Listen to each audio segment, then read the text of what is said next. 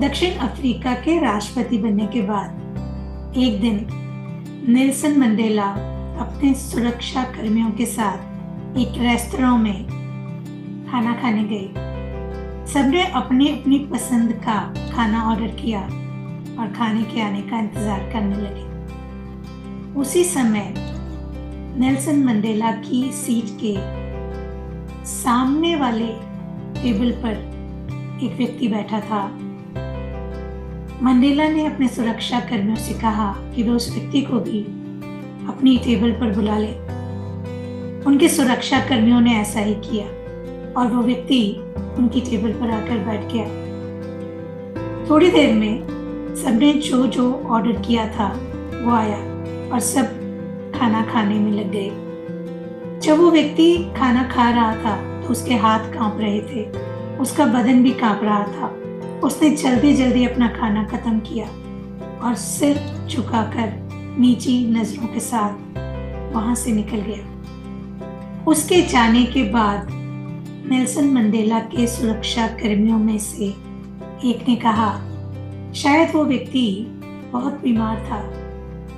खाना खाते वक्त उसके हाथ कांप रहे थे और पूरा बदन भी कांप रहा था। नहीं, नेल्सन मंडेला ने कहा, वो उस जेल का जेलर था जहां मैं कैदी था, जहां मुझे बहुत सारी यातनाएं दी जाती थी और जब मैं उन यातनाओं से परेशान होकर पानी मांगता था तो ये मेरे ऊपर पेशाब करता था। अब मैं राष्ट्रपति बन गया हूं तो उसे लगा होगा कि मैं भी उसके साथ वैसा ही व्यवहार करूंगा, इसीलिए उसके हाथ भी कांप रहे थे और शरीर भी कांप रहा था। लेकिन मैं ऐसे चरित्र का व्यक्ति नहीं हूं। मुझे पता है कि बदले की भावना विनाश की ओर ले जाती है।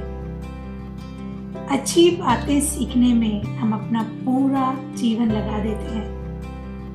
एक नकारात्मक भावना यानी बदला आपको तुरंत बुरा आदमी बना देती है। इसलिए हमारी जिम्मेदारी है कि हम अपने कर्मों का हिसाब रखें। किसी दूसरे के कर्मों की सजा देने का हमें अधिकार नहीं है। उसके कर्मों की चिंता उसको करने दीजिए।